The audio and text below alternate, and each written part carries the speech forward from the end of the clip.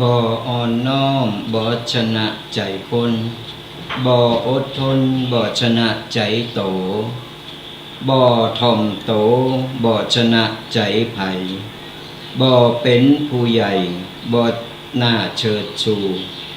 บ่กตัญญูบ่สูงกว่าสัตว์บ่ซื่อสัตย์บ่น่าเจอใจบ่จริงใจบ่น่าคบหาบ่มีเมตตา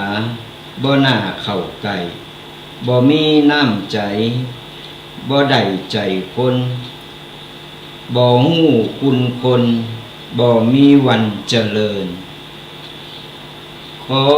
ข้าแต่นอบน้อมแด่พระรัตนตรัยแก้วเจ้าทั้งสามประการอันเป็นตีเปิงสูงสุดของหมู่เฮาเจ้าพุทธทั้งหลายขอกราบไหว้สามายังพระมหาเถระพระเถระพระสังฆาธิการครูบาอาจารย์จูรูปจูตนด้วยความเคารพยิ่งขอเจริญสุขเจริญธรรมจงบังเกิดมีแด่ตันสาธุชนพุทธบริษัทจูผู้จูคนตีกำลังสดับหับฟังกับรายการธรรมกำยองกับตุเจ้ายองป่าสร้างเจ้าวันนี้เอาได้มาพบปะเจอกับศรัทธาญาติโยมกันอีกครั้งหนึ่งแล้วเจ้าวันนี้ตรงกับวันเสาร์ที่22 พฤศจิกายนพศ 2568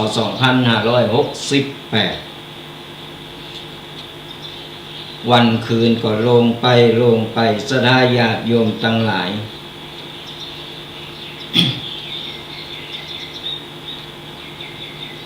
ผ่านไปวยเหมือน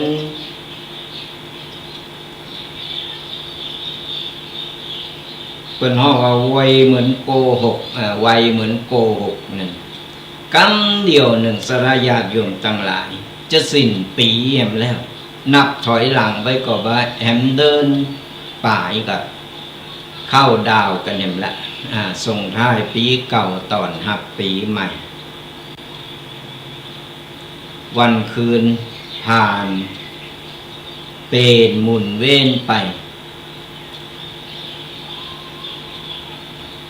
เขาก็ต้องหาอายังสิ่งดีๆงามๆอันใดที่มันบาดีบาดักอันใดที่มันโนดผิดพลาดไปเขาก็มาเริ่มต้นกันใหม่ เริ่มต้นกันใหม่ศรัทธาญาติโยมทั้งหลายปีเก่าลงพ้นไปแล้วปีใหม่แล้วยังมานิอยู่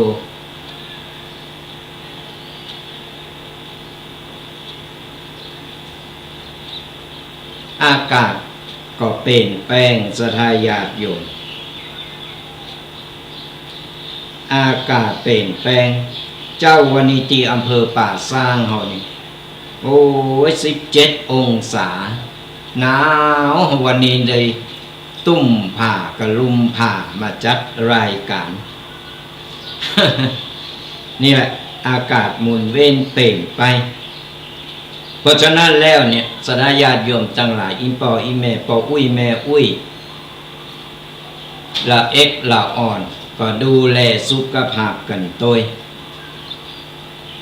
ดูแลสุขภาพกันศรัทธาญาติโยมทั้งหลายเพราะว่ากำเดียวก็ร้อนกำเดียวก็หนาวตอนเจ้ามาก็หนาวพอควายมาสายมาแล้วแดดออกร้อนมาให้เหมาะวันดีคืนดีก็เป็นฝนเป็นลมมาหลายตีหลายตั้งก็น้ำท่วมมันเอาแน่นอนบ่ได้ศรัทธาญาติโยมทั้งหลายถึงวันนี้เฮาต้องปรับสภาพของเฮาปรับสภาพของเฮาคือมันเข้ากับสถานการณ์แต่ละอย่างเรื่องสุขภาพนี่สำคัญไปบาดเจ็บบาป่วยบ้าไข้ก็ถือว่าเป็นบุญเป็นกุศลนะถือว่าโชคดีที่สุดไปที่กำลังเจ็บกำลังป่วยกำลังไข้ไอกันคอกๆแก๊กๆเนื้อห้อนโตห้อนหลายคนลม ป่วยนอนเสือติดเต้นกันโอ้หลายคนหลายอย่างก็พยายามกลางคืนก็ห่มผ้าให้มันร่างกายมันได้อบอุ่นนอกสดาญาติโยมต่างหลายตักตายกันวันนี้เป็นประจำกันทุกๆวันเสาร์ตั้งแต่เวลา 8 โมงจนถึง 10 โมงกับรายการธรรมะกำยองกับตุเจ้ายองป่าซางฟังธรรมะสบายสไตล์ตุปีแดงวัดบางกอกก็พบปะเจอกันเป็นประจำแล้วก็ติดตามรายการกันไปเรื่อยๆเป็นกำลังอกกำลังใจกันไปวันใดที่มีงานติดงานบ่ได้มาก็ฟังรายการฟังวิทยุฟังธรรมะกับครูบาอาจารย์หลายรูปหลายตนหมุนเว้นเป็นไปมาหือความหูมานำเอาปกิณกะต่างๆมาอุมามาตักมาตายเป็นกูเป็นกีมกันไปฟังธรรมะกันฟังแล้วเฮาก้อนใกล้เอาสิ่งดีๆงามๆสรญาติโยมทั้งหลายอันใดที่มันเข้าอกเข้าใจเฮาเอาไปปรับปรุงนำไปปรับใจในชีวิตของเฮาบ่ใช่ฟังธรรมะแล้วก็ฟังแล้วก็ผ่านไปฟังแล้วก็ผ่านไปมันก็บ่เกิดประโยชน์อะไรหยังก่อนเฮาฟังแล้วเฮาก้อนใกล้เอาสิ่งดีๆงามๆไปปฏิบัติไปบอกลูกสอนหลานไปแนะนำเฮาก็ได้บุญได้กุศลโตยแล้วก็ได้สิ่งดีๆเข้ามาในชีวิตของเฮาเพิ่นฮ้องว่าธรรมะคือแสงสว่างนำต่างชีวิตของเฮาบุคคลใดก่อนบ่มีธรรมะในอกในใจมันก็จะเว้งกว้างมันก็จะงมโขงมเหล่าไปเพราะมันบ่มีแสงสว่างของธรรมะนำจิตนำใจหืนเดินทางในที่ถูกต้องเพราะฉะนั้นฟังธรรมะแล้วเฮาก็นำไปปฏิบัติโดยมีลูกมีหลานก็สอนลูกสอนหลานไปและเราอ่อนมันก็จะได้นำไปใจในชีวิตสมัยบัดเดียวเราอ่อนอย่างตีหูนะมันบ่ไข่เข้าวัดเข้าวาบ่ไข่สนใจเรื่องธรรมะต่างๆเอาเพราะว่าสิ่งรอใจมันมาหลายอันหลายอย่างไม่ว่าจะเป็นเทคโนโลยีไม่ว่าจะเป็นสิ่งต่างๆมาโยนมายุมือเราอ่อนมันได้ห่างไกลจากธรรมะไปเมื่อไข่เข้าวัดเข้าวาอีปออีแม่ปออุ้ยแม่อุ้ยสมัยแต่ก่อนดั่งเดิมเพิ่นไปวัดไปวาเพิ่นจุงเอาลูกเอาหลานเข้าวัดเข้าวาเพื่อปลูกฝังมือเราอ่อนมันได้มีจิตใจโน้มน้าวไปตังธรรมะมันก็กัดเก่าจิตใจเราอ่อนไปในตัวบัดเดียวไข่ค้างลูกค้างหลานเล่งลูกเล่งหลานเป็นเหมือนลูกเทวดาโอ้ลูกใครใดยังเอาอย่างก่อนบ่ได้ดังใจมากก็ใส่อารมณ์เนี่ยมันเป็นอย่างบัดเดียวสมัยตะก่อนมันต่างกันสมัยตะก่อนนี่โอ้ยเอาไปปล่อยไว้ในดินในเล่นดินเล่นทรายไปคนกินข้าวคุกกะเก๋อกินข้าวกับดินกับทรายไปเราอ่อนถึงได้เติบโตแข็งแรงสมัยบัดเดียวอันยังก็โอ้ยอันยังก็โอ้ยสอนลูกเพิ่นว่าสอนลูกนี่จะไปหือจะไปเสาะป่ามาหือเราอ่อนกินเฮาต้องเร่งลูกแบบหือมันหากินเองได้อันยังก็มาป้อนก็ปากป้อนก็ปากมันก็บ่ใหญ่สักเติบมันก็เป็นหลอกอ่อนตีงอแงเป็นลูกแงเราต้องฝึกไว้แต่น้อยละอ่อนมันก็จะได้จดได้จำได้จื่อเอาไว้ ก็ติดตามลำต้นกันไปเรื่อยๆเนอะสดาญาติโยมอีปออีแม่ปออุ้ยแม่อุ้ยตั้งหลายตักตายกันเป็นประจำวันใดติดการติดงานบ่ได้มาเขาก็ยังกึดตึงหากันอยู่บ่ได้ละบ่ได้วางไปไหนฟังธรรมะไปโดยห่มผ้าตุ้มผ้าไปโดยมันบรรยากาศมันดีเมื่อใจฟังไปแล้วก็รับมอยไป สุขภาพนี่สำคัญดูแลกันโดยเป็นประจำทุกๆวันเสาร์เนื้อสัตยาติโยมตั้งหลายไผที่มาฟังรายการใหม่ว่าเสียงตู่เจ้าตีนไหนนี่เป็นตู่เจ้าอำเภอป่าซางตู่เจ้ายองอำเภอป่าซางนะอยู่วัดบักกอกตุกปีแดงวัดบักกอกก็ผ่านไปผ่านมาแวะเวียนกันได้บ่มีโอกาสได้มาก็เปิดรายการฟังวิทยุฟังธรรมะไปก็จะนำเอาปกิณกะต่างๆมามามาเล่าสู่กันฟังเพื่อสดาญาติโยมเนี่ยได้ก้อนใกล้เอาไปเป็นกำลังอกกำลังใจกันไผพอตีช่องไล่สด Facebook ช่อง YouTube ก็สามารถตีกดไลค์กดแชร์กดติดตามกันไปจะได้บ่พลาดไผที่ฟังตังวิทยุวัดฝายหินหรือว่าเครือข่ายต่างๆฟังธรรมะไปแล้วก็ไปฟังคนเดียวมีเปิ้นมีฝูงคนข้างบ้านเปิดดังๆหั่นเขาได้หูได้ฟังตัวเป็นการแชร์บุญเป็นการที่เฮาได้เผยแผ่พระพุทธศาสนาเผยแผ่นำธรรมคำสอนขององค์บวรพระสัมมาสัมพุทธเจ้านี่เป็นแสงสว่างนำต่างจากที่เพิ่นบ่ฮู้เพิ่นก็จะได้ฮู้จากที่เพิ่นบ่เคยได้ยินเพิ่นก็จะได้ยินเฮาก็จะได้บุญได้กุศลกับเพิ่นนี่อยู่บ้านบ่ได้ก็ได้บุญได้กุศลขอให้เฮากึดดีอู่ดีทำดีบ่จำเป็นจะต้องไปเข้าไปในวัดจะต้องไปวัดต้องไปฟังธรรมะในวัดต้องไปหือตาหนักๆถึงจะได้บุญหนักๆมันบ่จำเป็นสลายญาติโยมทั้งหลายแค่เฮาอู่ดีกึดดีทำดีเฮาก็ได้บุญได้กุศลอยู่กับบ้านฟังธรรมะก็ได้บุญปัญญาเฮาก็เกิดนอนกับลุ่มผ้าฟังธรรมะไปโดยเอาวิทยุวางข้างๆหูห้องลูกห้องหลานมาฟังโดยมันจะได้ทราบซึ่งจะได้ซึ่งในรสพระธรรมไป ในช่วงท้ายรายการเนื้อสลายญาติโยมตั้งหลายไผที่จะโทรมามา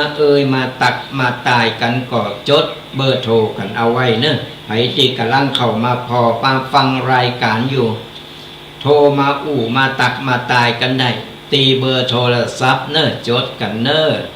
0826112245 0826112245จดกันเอาไว้ก่อนในช่วงท้ายรายการเฮาก็จะได้มามาเปิดสายหน้าใหม่เพื่อศรัทธาญาติโยมได้มาตักมาตายเป็นกำลังอกกำลังใจกัน จดกันเอาไว้แล้วก็ติดตามลำต้วยกันไปตั้งแต่เวลา 8 โมงจนถึง 10 โมง2 ชั่วโมงเต็มกับรายการธรรมะกำยองเนี่ยก็ฝากติดตามกันด้วยอาราธนาญาติโยมทั้งหลายวันนี้อาตมาภาพหรือว่าตุปีแดงได้นำเอาปกิณกะข้อคิดคือ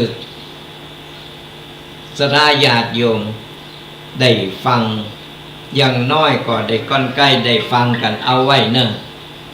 ได้ไปฟังโทรมาเตอ บอกโทรศัพท์แล้วก็โทรเข้ามาละเดี๋ยวเปิดสายยังไม่ต้องเปิดสายหน้าไมค์เตอจะเปิดช่วงท้ายรายการไว้โทรเข้ามา วันนี้เอาปกิณกะข้อคิดมามาเล่าสดาญาติโยมได้ฟังกัน16 ข้อเปิ้นว่าเป็นคนธรรมดาที่มีความสุขเฮาจะทำอย่างใดให้ชีวิตของเฮาในบรรปลายชีวิตได้มีความสุขหนึ่งเปิ้นว่าหาปื้นตีที่เฮาสบายใจถ้าที่ไหนมันบ่ใจเฮามันบันเหนื่อยนะกับตีอยู่ได้กับใจอยู่ยากศรัทธาญาติโยมทั้งหลายเฮาแก่โตมาแล้วในบรรปลายชีวิตนับถอยหลังไปก็เราจะเปรียบเสมือนดวงตะวันมันก็บ่ายไปละไก่จะตกดินละเพราะฉะนั้นเราต้องหาสิ่งอย่างที่เราทำแล้วสบายอกสบายใจในบรรปลายชีวิตของเราบ่ต้องมาเหนื่อยเราบ่ต้องมาเหนื่อยมาอิดอกอิดใจที่สบายอย่างใดที่ไหนก็ได้ที่เราคิดว่าเราอยากไปพักผ่อนอยากไปในบรรปลายชีวิตเกษียณอายุแล้ว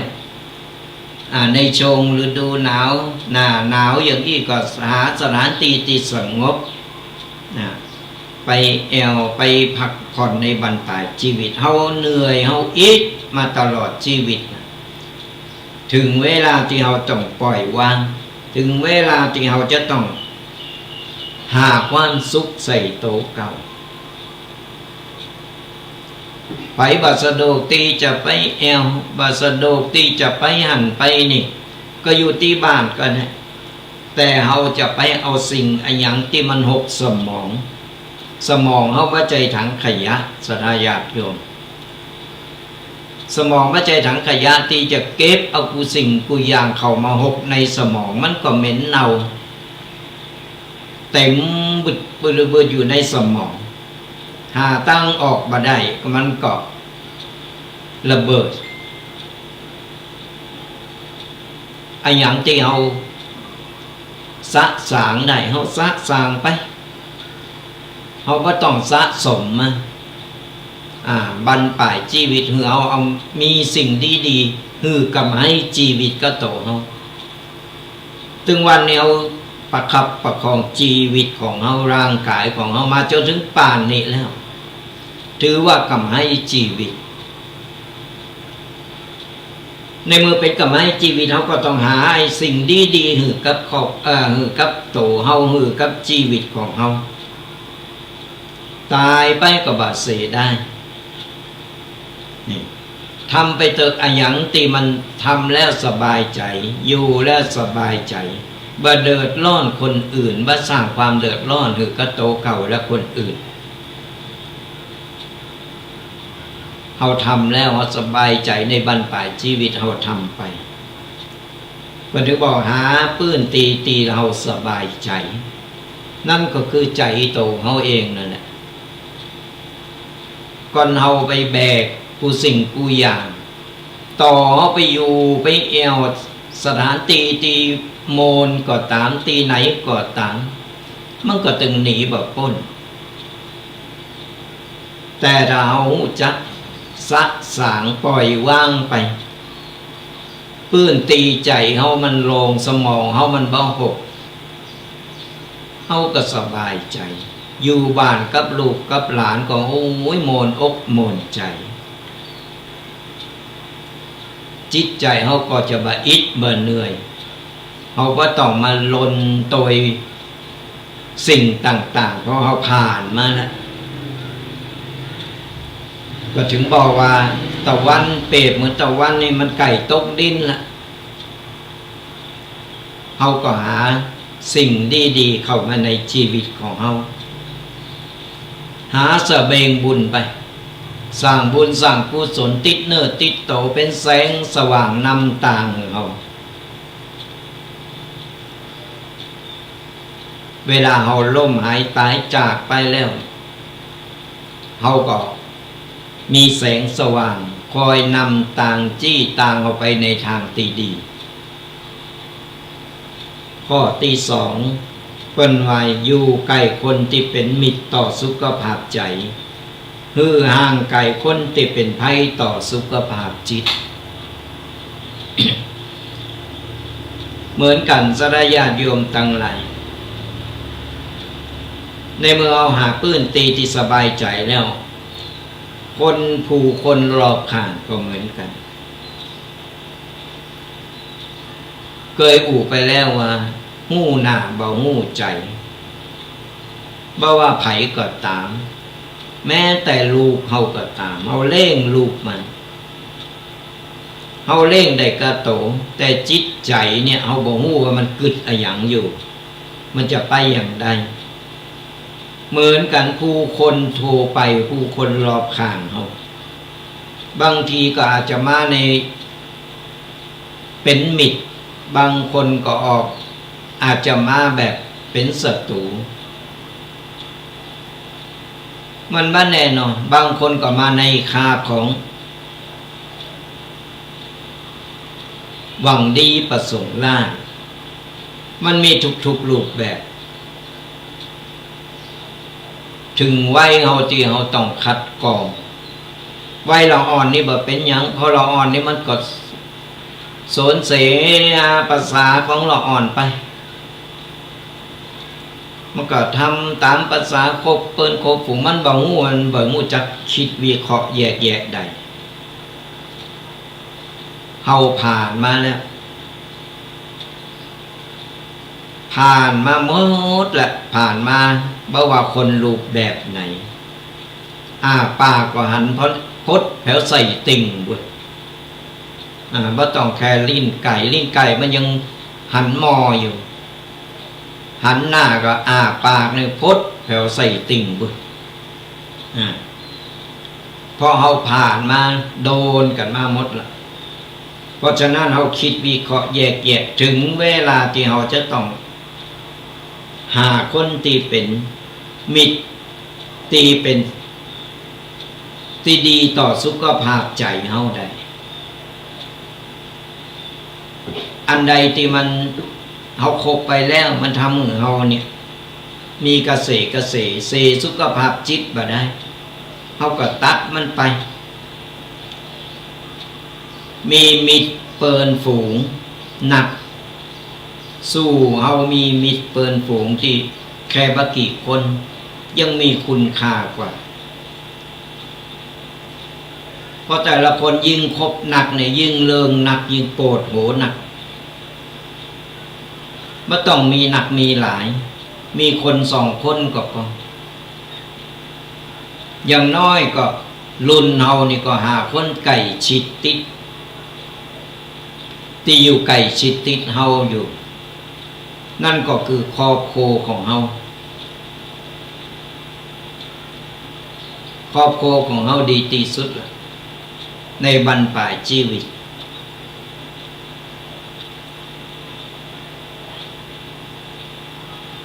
เวลาเฮาเจ็บไข้ได้ป่วยคนใกล้ชิดนั่นแหละกูโผโตเมกันนั่นแหละเขาก็จะได้ประคับประคองคอยดูแลเฮาได้อันใดที่มันทำให้เอาเสียสุขภาพจิตเอาก็ห่างไปไม่ต้องไปยุ่งไม่ต้องไปเกี่ยวไม่ต้องไปสนใจอย่างนั้นมันเยอะปวดหัวบ่ได้ข้อที่3อย่าเอาความสุขของเฮาเนี่ยไปผูกกับคนอื่นนะส่วนมากมันก็จะเป็นอย่างนั้นชอบเอาความสุขชอบที่จะไปช่วยเหลือเพื่อชอบที่จะไปเจ้ากีเจ้าการกับชีวิตคนอื่น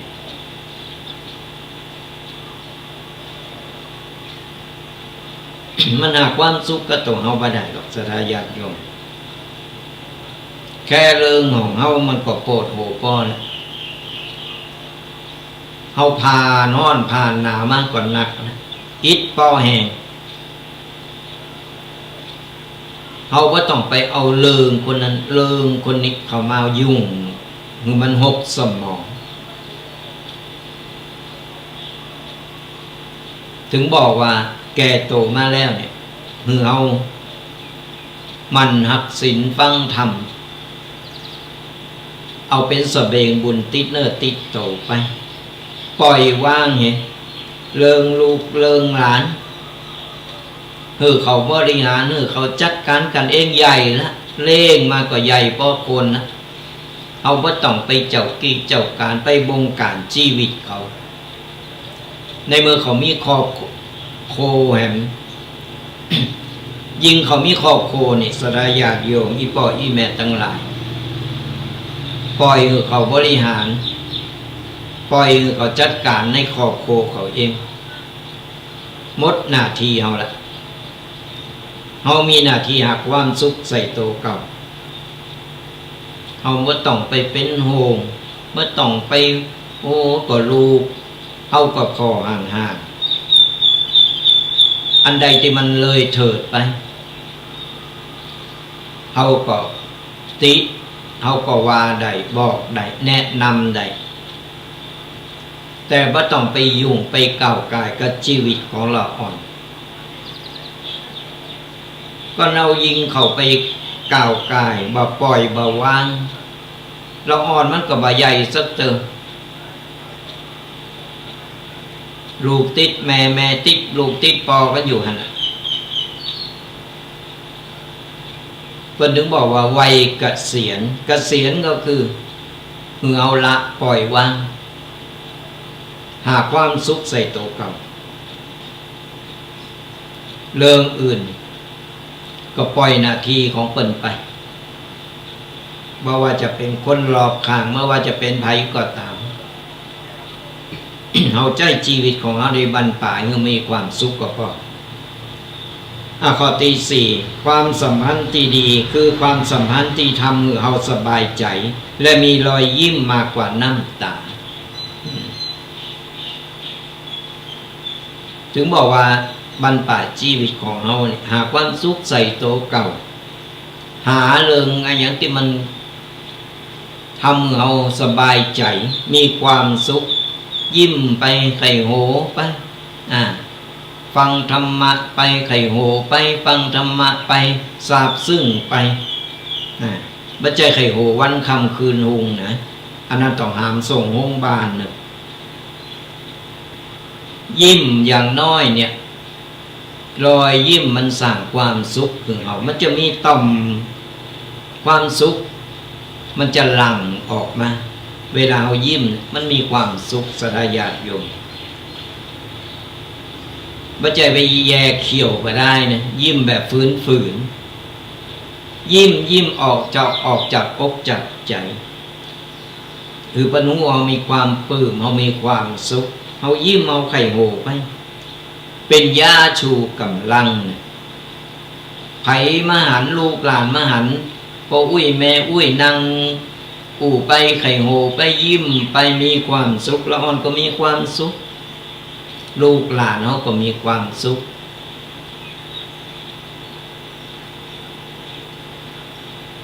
เนี่ยเป็นห้องว่ามีความสัมพันธ์ดีก็เรายิ้มแย้มแจ่มใสไม่ใจว่าเท่าป50 60 70ละแปลงหน้างิดหน้างอไปแอวบ้านไต่ลงบ้านเหนือไปว่าคนนั้นกาบอันนั้นไปอันนี้ไปพดหันพดนี่อย่างอันมันก็บ่ถูก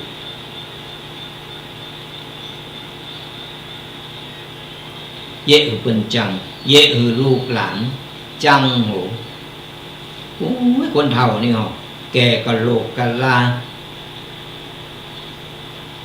เราอ่อนเป็นจังแก่แล้วแก่เลย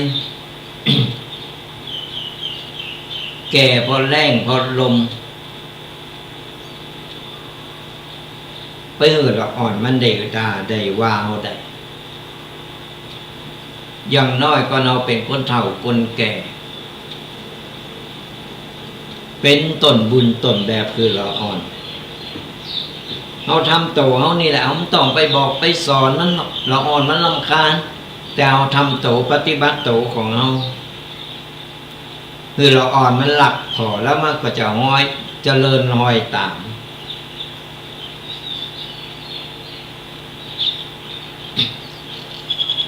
เวลาต้องมาพาไปไหนนี่นะชอบไปอู่ก็คนเฒ่าคนแก่ที่เพิ่นนั่งอยู่ที่บ้านอาตมาภาพก็จะไปโจรเปิ้นอู่หันอู่นี่เล่าความเก่าความหลังประสบการณ์เปิ้นมาเปิ้นอู่แล้วเปิ้นโมนเปิ้นไข่โหเปิ้นยิ้มเฮาก็สบายใจเปิ้นก็สบายใจต่ออายุเปิ้นแห่งตัวนี่อันน่ะอาตมาภาพถึงชอบอู่กับคนเฒ่าคนแก่แต่ถ้าคนเฒ่าคนแก่ในอู่นักหู้นักเกิดไปเขาก็รำคาญเหมือนกันเขาก็เตียวหนีมันเป็นความสุขสดายาโยมทั้งหลายเพิ่นเขาถึงบอกว่ายิ้มสยามยิ้มวันละนิดจิตแจ่มใสเนี่ยลองยิ้มกันพอไปแปลงหน้าบึงหน้างอกันเกินไป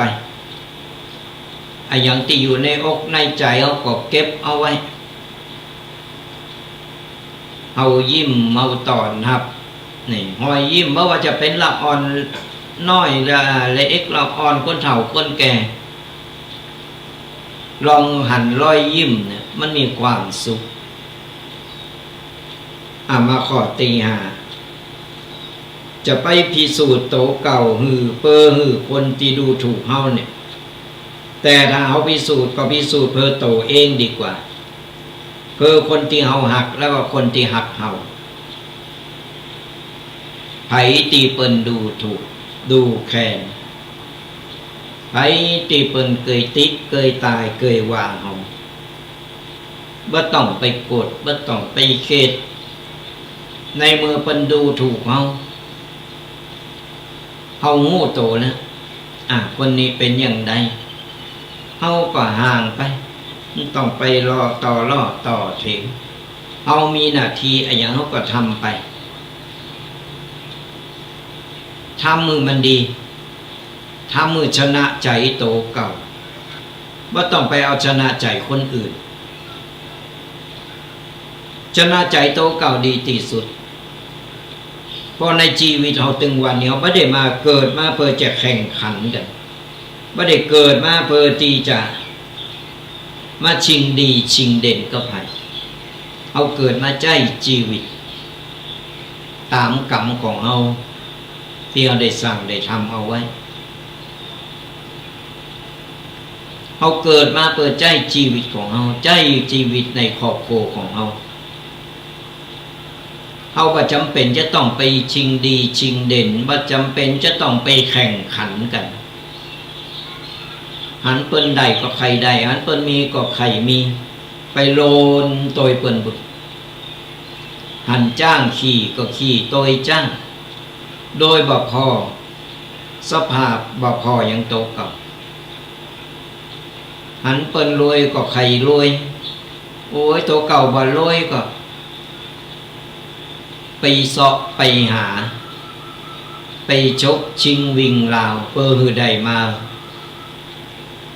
ในสิ่งที่ตัวเก่าต้องการโดยไม่ได้หามาโดยน้ำพักน้ำแรงตัวเก่าสร้างความเดือดร้อนเฮาอยู่พอเฮามีเฮาอยู่เฮากินอยู่มอกพอโตเฮาพอแล้วเปิ้นรวยก็บุญของเปิ้นบุญเก่าเปิ้นได้สร้างสมเอาไว้แต่เขาจะมาลนตัวเปิ้นเพราะว่าบุญเก่าเขาบ่มีเขาก็ต้องยอมรับแล้วเขาก็ต้องเพิ่มความมานะอดทนมันหาเดี๋ยวมันก็มีขึ้นมาเองก็เอาบะหิบะหารอโจวาสนาเนี่ย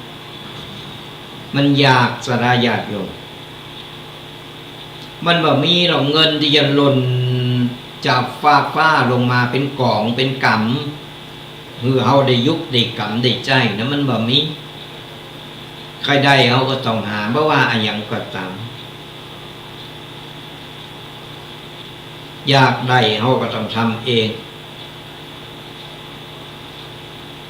อยู่ดีกินได้เพื่อเอาเงินมาหือเป็นกอบเป็นกำนะมันบ่มีเขาต้องทำงานว่าไผกว่าตามเขาอยู่แบบพอเพียงของเขาตัวอีกก็มีความสุขละ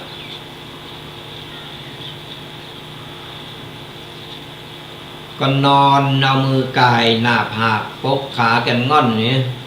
นอนฮือเนาะกึดถอกอยู่ในบ้านจานนี่ตึงจานมันตึงบ่รวยมันตึงบ่มีแบบได้กินได้ดอยก็เปิ้นหรอกเพราะอย่างเพราะเขาขี่ข้านสันหลังยาวนั่นแหละเปิ้นว่าเปิ้นทำได้เขาก็ทำได้คือกำลังใจโตเก่าพอเปิ้นหันคนรวยเขาพอเปิ้นเป็นตัวอย่างเอามาเป็นแบบอย่างคนรวยก็ไม่ใจว่านั่งกินนอนกินมาได้นะคนรวยเพิ่นก็ทำมาหากินแล้วแต่อาชีพของไผของมันแล้วแต่ความถนัดของไผของมันเขาถนัดเรื่องอะไรอย่างเขามีความสามารถอย่างเขาก็เอาออกมาใช้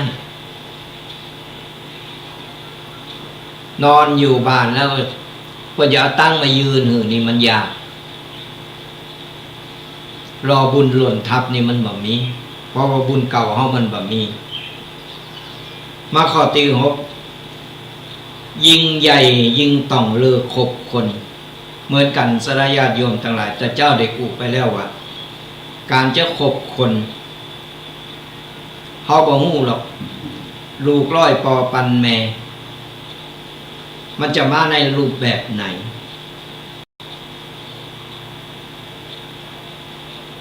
มาแบบต้องการไอ้หยังบางทีก็โอ้ยเพื่อหวังผลประโยชน์จากเฮาก็เราหมดประโยชน์หมดผลประโยชน์แล้วมันก็สะกวางนี่มันก็ไปที่ใหม่เนี่ยผู้สิ่งผู้อย่างมันเป็นอีมันแบบมีอะไรอย่างเต่งแต่แน่นอนเราอ่อนนุ่มเราอ่อนสาวเหมือนกันโอ้ยใหม่ๆก็ฮักกันแต่เนอเพอสมปรารถนาเรียบร้อยมันเตะขวางมันก็ไปหาคนใหม่นั่นคือมาหาประโยชน์ก้อนมดประโยชน์ก็ไล่ขาลูกร้อยปอปันแม่มันต่างการเล่งดูต่างจิตต่างใจเพราะฉะนั้นจะไปไว้ใจไปล่ำไป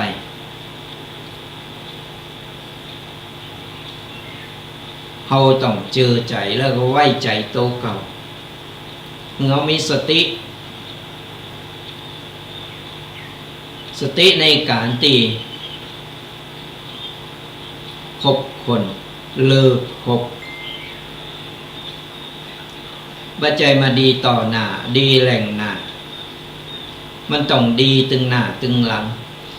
มันต้องดีตลอดไป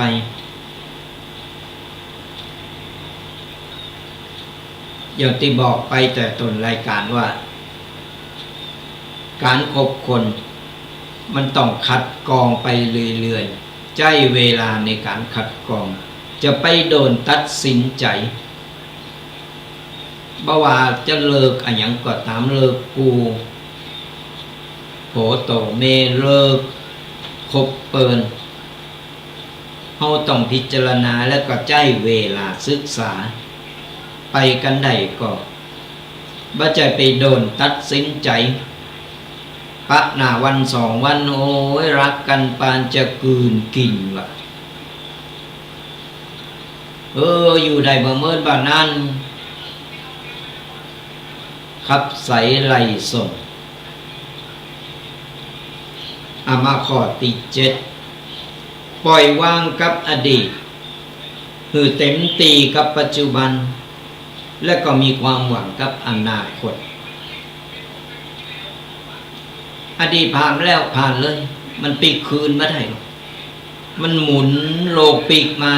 โอ้ยใครหนุ่มใครสาวเหมือนเก่าเหมือนก่อนเนาะ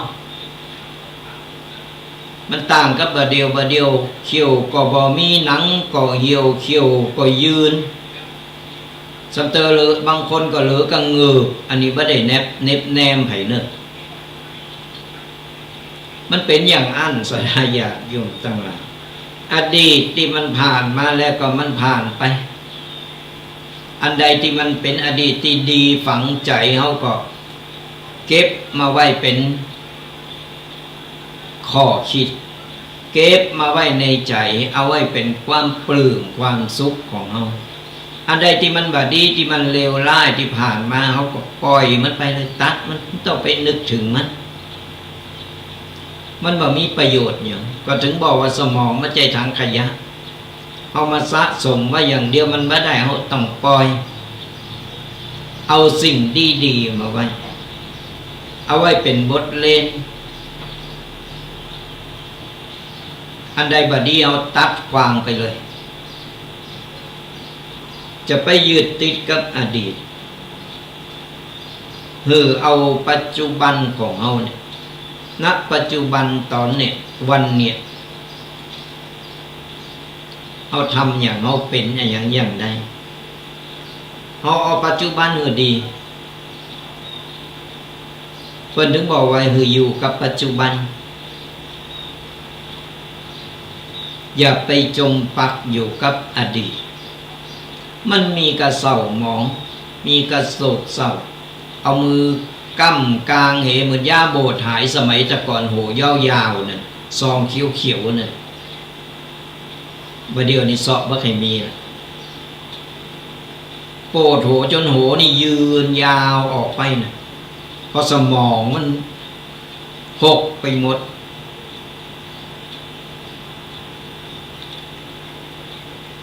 ตัดได้ก็ตัดกวางได้ก็กวางไปอดีตผ่านมาแล้วมันก็ผ่านไปเอาปัจจุบันของเฮานี่หาความสุขใส่ตัวเก่าในบรรปลายชีวิต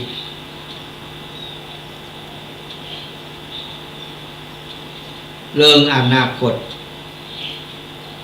เฮาก็มีความหวังได้เพราะมันทำให้เรามีความสุขมีความหวังแต่เราจะไปถึงบ่ถึงก็ว่ากันไปเรื่องหนึ่งแต่ระหว่างที่เราคือแล้วมีความสุขมีความหวังมีความสุขมันก็พอใจแล้วมันจะไปถึงบ่ถึงก็เรื่องของมันละมันทำให้เรามีความสุขกายสุขใจวาดฝันไว้เอาไว้ว่าอย่างอันอย่างอีโอ้แต่เขาจะถึงมาถึงก็ว่ากันไปเพราะถึงบอกว่าปล่อยวางกับอดีตคือเต็มตีกับปัจจุบันและมีความหวังกับอนาคตข้อที่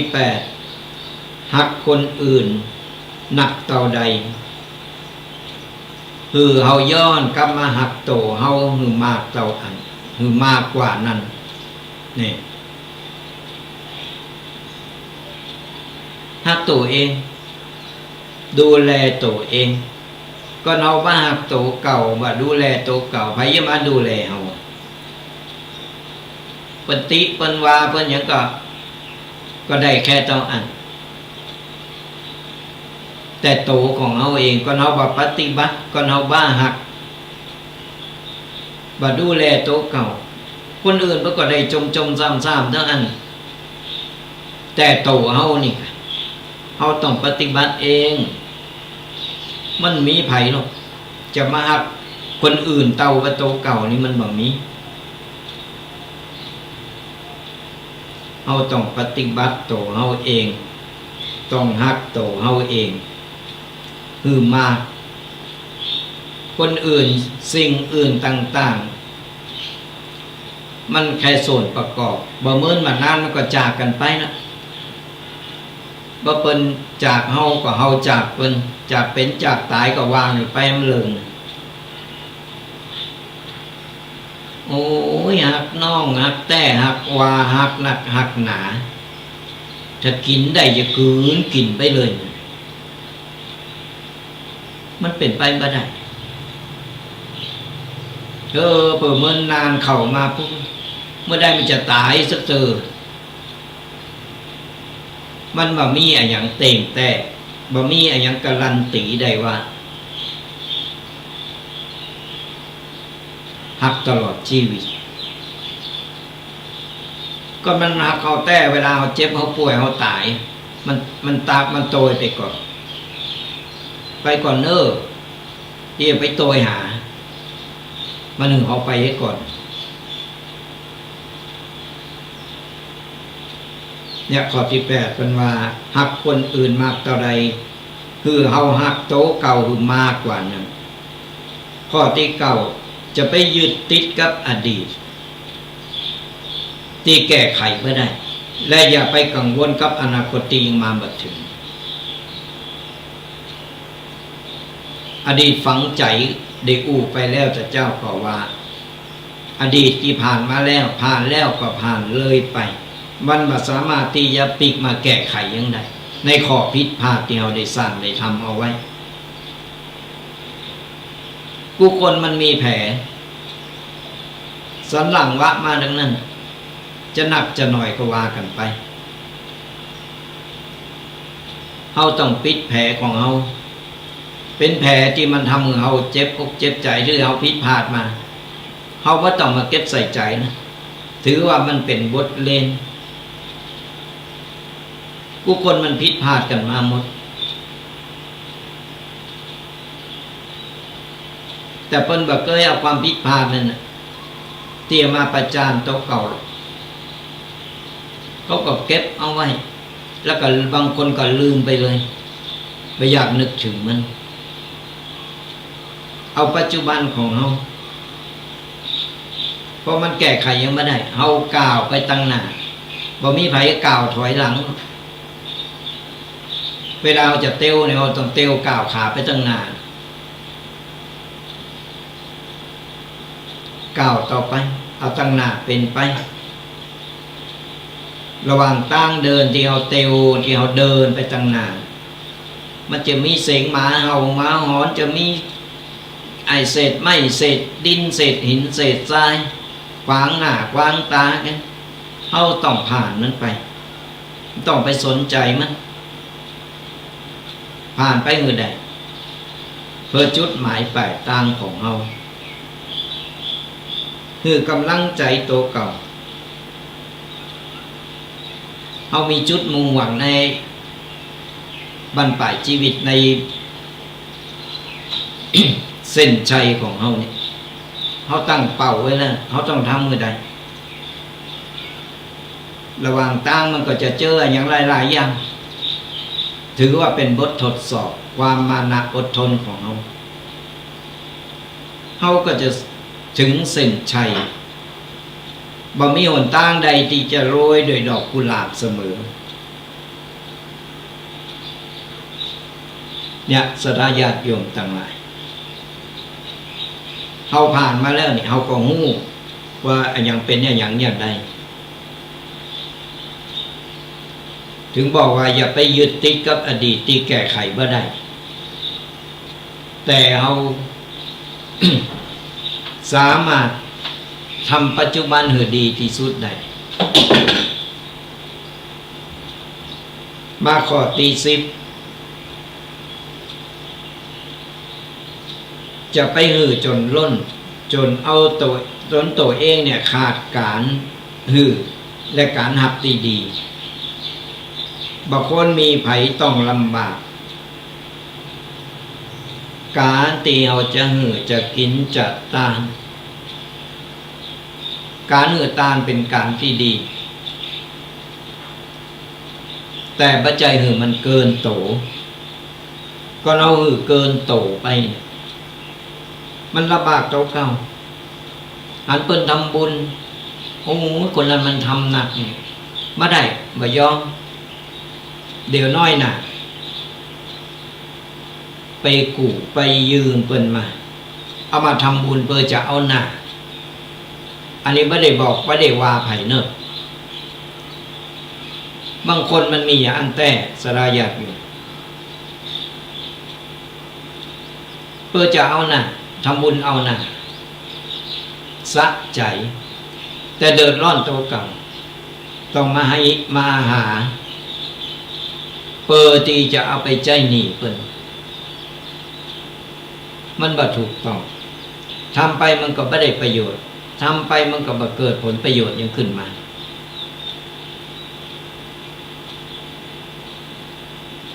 เพราะฉะนั้นจะไปไปทำแล้วก็โตเก่าเดือดร้อนเอาหมอกปอโคน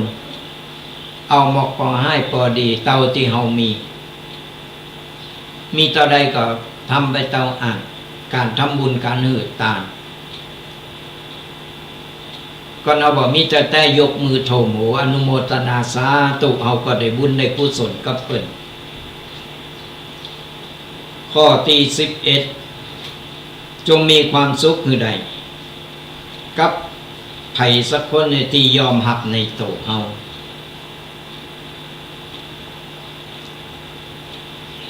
าบ่ต้องไปฝืนใจโตบางคนก็หวานอมขมขืนอดสาอยู่กันไปแล้วแต่จนกว่ามันจะตายจากกันไปชีวิตนี้ตึงชีวิตมันก็หาความสุขอย่างไม่ได้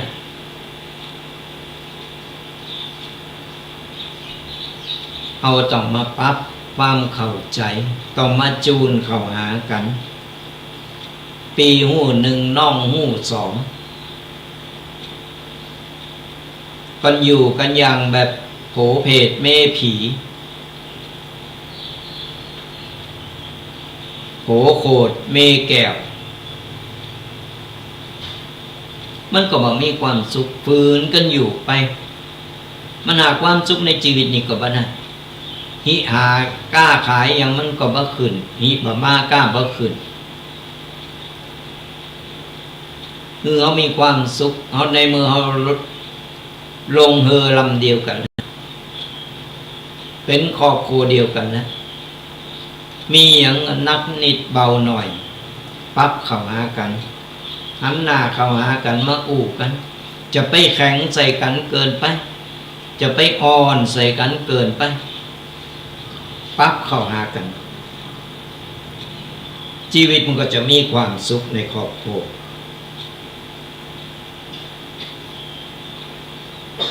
มาข้อที่12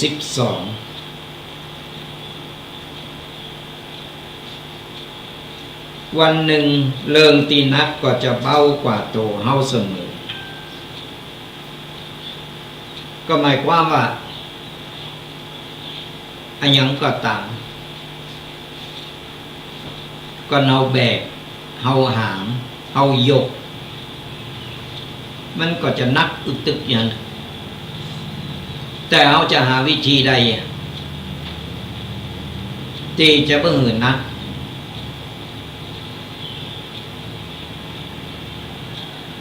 พระสัมมาสัมพุทธเจ้าก็จึงได้บอกว่ามือเฮาหัดปล่อยว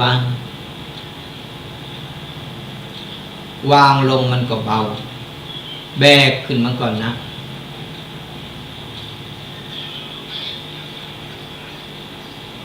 อายังก็ตาม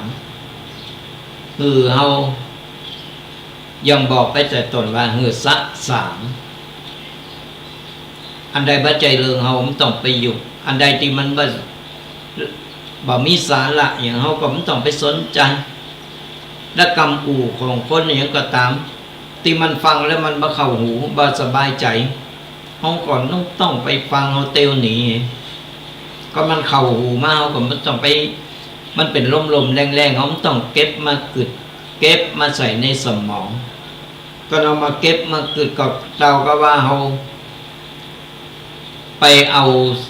ของเน่าของบูดของเสมาหกสมองบ่ได้หูว่าเป็นตด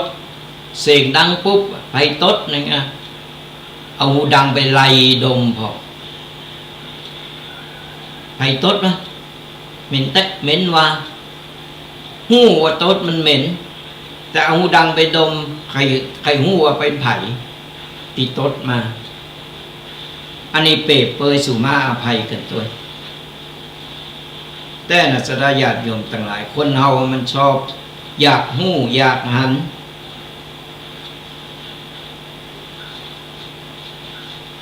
อยากหู้สอดหันเรื่องของคนอื่นก็ต้องชอบเรื่องพระเจ้าเก่าไปลึกประเต๋อประสนใจบ่แก้ไขแล้ว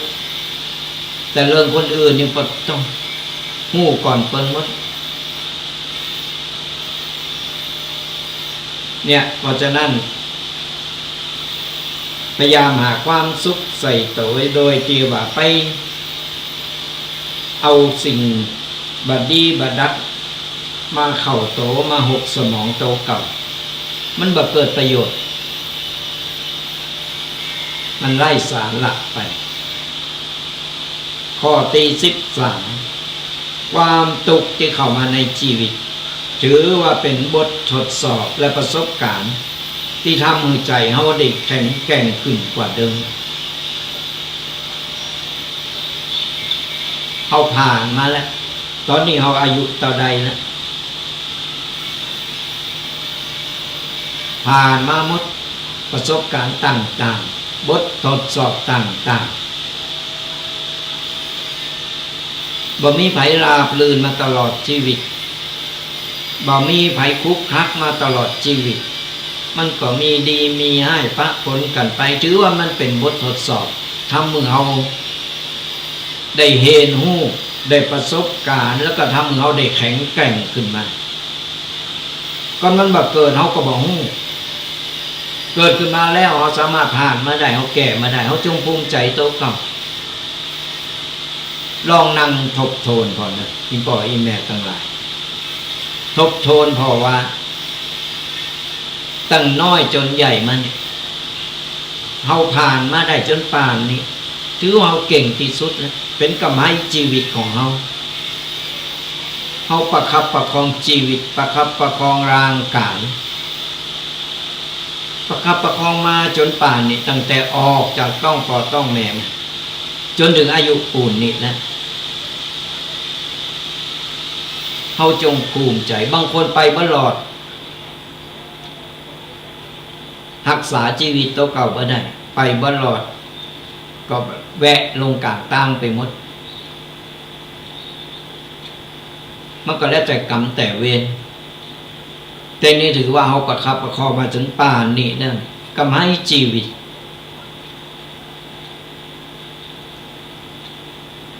ที่เฮาประคับประคองผ่านมาได้เฮาได้ฮู้หมดรสชาติอย่างใดเป็นอย่างใดถ้ามือเฮาแข็งแกร่งเหตุอะไรอย่างก็มันบ่เกิดขึ้นมาเฮาก็บ่สามารถแก้ได้แต่ในเมื่อมันเกิดขึ้นมาก็โตเฮาสามารถแก้ได้ถือว่าเก่งนะเอาผ่านมานะจงภูมิใจโตคำบ่ใจน้อยใจโตคำก่อนเวลาเปิ้นว่านะ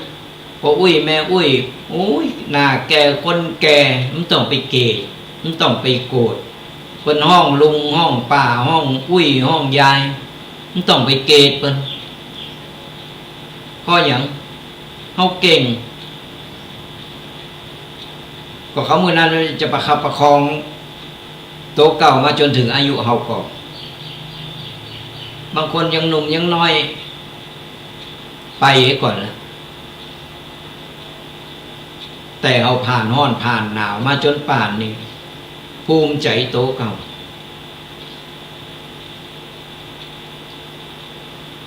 วันหลังเวลาไปไหนมาไหนเปิ้นห้องลุงห้องป้าห้องอุ้ยห้องยายมันต้องไปเกตเปิ้นเนอะบรสูเขาอยู่มาถึงป่านนี้ก่อนนี่ย้อนไปมาข้อ14วันนี้16ข้อที่จะเอามาอุปมาสถาญาติโยมต่างหลายเดี๋ยว16ข้อจบเราก็จะได้เปิดสายหน้าไมค์สถาญาติโยมได้มามามาตักมาตายกันฟังธรรมะฟังปกิณกะวันนี้เป็นอย่างไรพองรายการวันนี้อากาศหนาวฟังแล้วเข้าใจก็ชัดเจนมาชัดเจนอย่างได้เดี๋ยวได้มามากันจดเบอร์โทรกันเอาไว้กำหนึ่งเนอะจดเบอร์โทรกันไว้ก่อนเดี๋ยวปอก เปิดสายหน้าไม้แล้วเนอก็ไปโทรเข้ามาจดกันเอาไว้ไปติกำลังเข้ามาฟังรายการใหม่ว่าตัวเจ้าตีไหนมาอู่เจ้าอยู่คนเดียวใครอู้ใครเอ่ยใครแจมตัวก็โทรกันเข้ามาเนอะจดกันเอาไว้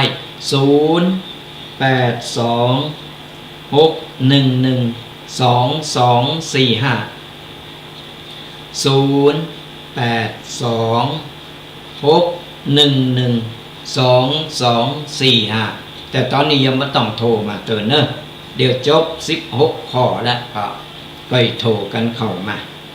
เอามาต่อกันข้อที่14เปิ้นว่าวันไหนที่เราทำได้ดีก็จะไปลืมชื่นชมโตเก่าให้พอง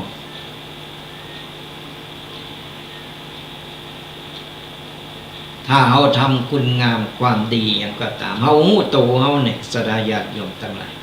โตเก่าหู้โตเองว่าได้ทำดีหรือทำบ่ดีไว้เราทำอะไรอย่างสำเร็จบ่สำเร็จในเมื่อเราอายุปูนนี้แล้วเราต้องการจะทำอะไรอย่างสักอย่างในเมื่อเราทำสำเร็จแล้วเราภูมิใจเราต้องหือกำลังใจโตเก่าชื่นชมโตเก่าไม่ต้องไปหือคนอื่นมาสรรเสริญเยินยอมันมาจากใจบ่จากใจก็บ่ฮู้นะ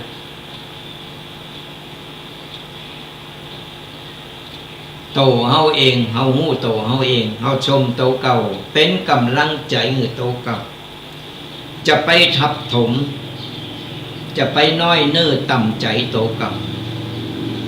กูคนมีดีในโตกูคนมีความสามารถในโต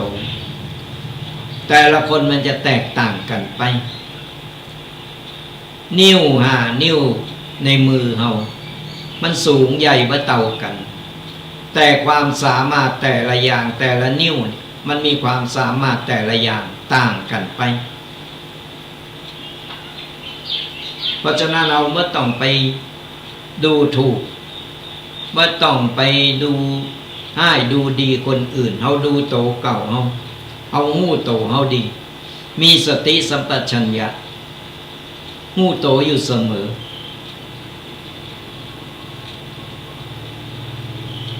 เฮาทำมาอย่างอยู่ในเมื่อเราทำดีเฮาทำสำเร็จ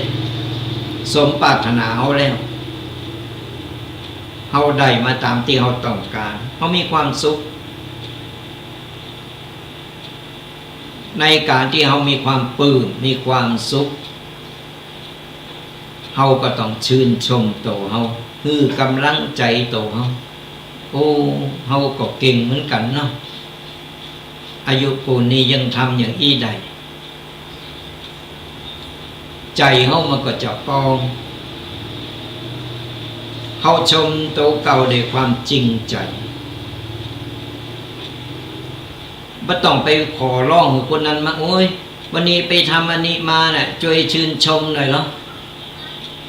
อันนั้นเป็นห้องคนบ่ายอไอคนที่มันชมเจ้าฮะตัวดีเนาะเก่งเนาะยิ้มอันนั้นมันไม่ใช่จริงจังมันหนึ่งมันแล้วไปเฮาหู้โตเฮาดีเฮาทำอะไรอย่างเฮาก็ต้องทำมือดีดีแล้วเฮาก็ต้องชื่นชมตัวเองมีความภาคภูมิใจในตัวเองคือกำลังใจตัวเองก่อนไปทับถมโตเก่าดูถูกโตเก่าบ่มีวันเจริญมีก็จะทำมือจิตใจห่อเหี่ยวลงไปทำมือจิตใจห่อเหี่ยวลงแล้วมันเกิดความท้อความเบื่อหน่ายมันก็เลยหมดกำลังอกกำลังใจที่จะทำมันยิ้มสู่ก็ไว้คือกำลังใจโตเก่าข้อที่15เวลาที่เจอภัยใจให้ก็ถือว่าว่าชีวิตได้คัดกรองคน กองเลยหู้ว่าไผสมควรไผมีกาไผสมควรที่จะปล่อยเบอร์ก็หมายความว่าเวลาไผที่มันกึดว่าดีคิดให้กับเฮาปล่อยไปเอามันต้องไปโกรธมันต้องไปเกลียดเพิ่นเพราะอย่างธรรมชาติมันขัดกรองเอาได้ฮู้เลยว่าอ๋อคนนี้เพิ่นกึดอย่างอี้กึดบดีกามันจะกันกองไปทีละอย่างละอย่างไปอันใดที่มันใจมันก็จะมาหาเฮาเองมันบ่ใจมันก็จะขัดกรองไปเพราะฉะนั้นเฮาบ่ต้องไปใส่ใจไปหือความสำคัญหือคุณค่ามันหนักไปเพราะคนประเภทหมู่นี้เพิ่นฮ้องว่าศีลบ่เท่ากันมันไปกันบ่ได้อันหยังก็ตามมันจะขัดกรองตัวเก่าเองไปเปิ้นฝูงกูโผโตเมอยู่กันไปเมินเข่าเมื่อเกิดจะขัดกรองไปเองเราก็จะได้หู้เองไผเป็นอย่างใดคือการเวลามันขัดกรองเพราะฉะนั้นในเมื่อมันบัดถูกจัดตากันมันบัดไปกันบ่ได้เขาก็ปล่อยไปมันต้องไปลั่งบ่ต้องไปยื้อไว้ปล่อยไปตามธรรมชาติไปเกิดอย่างใดจิตใจอย่างใดมันก็จะไปคบหากันเองผีหูกำเปดแสดงว่าเฮาบ่คู่โคนกับเขาก็บ่คู่โคนกับเฮาก็ปล่อยวางบ่ต้องไปเกตบ่ต้องไปชุดกระชากลากเอาไว้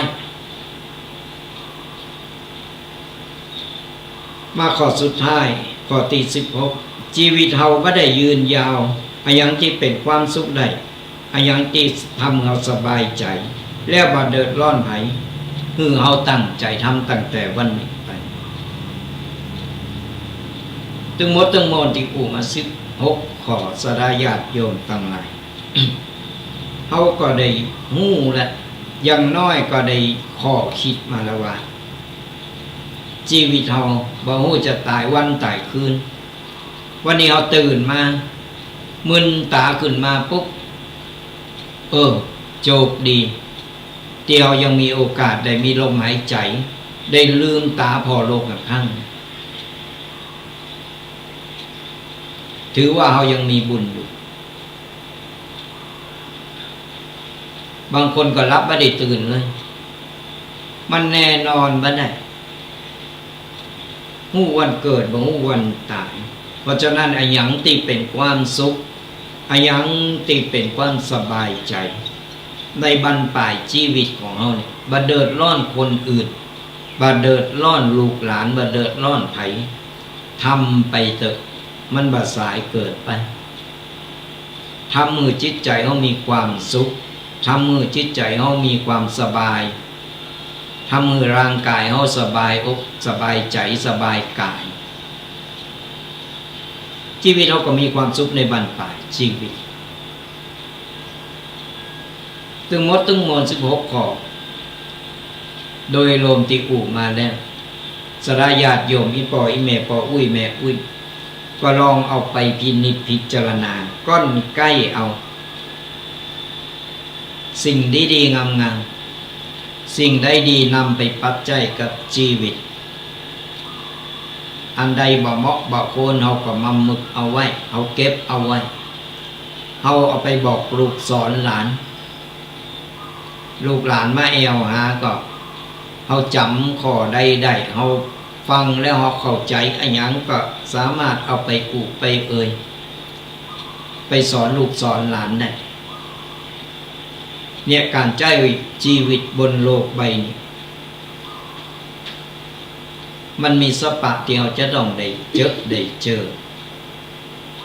มันยังบัดจบก่อนจะจบเมื่อใดก่อนเอาตายเมื่อนั้นมันจบสิ่งใดที่เราบ่เคยปะเคยพบสิ่งใดที่เราบ่เคยเจอเราก็จะได้เจอเราก็จะได้ปะก็ได้พบมาถึงมาเรื่อย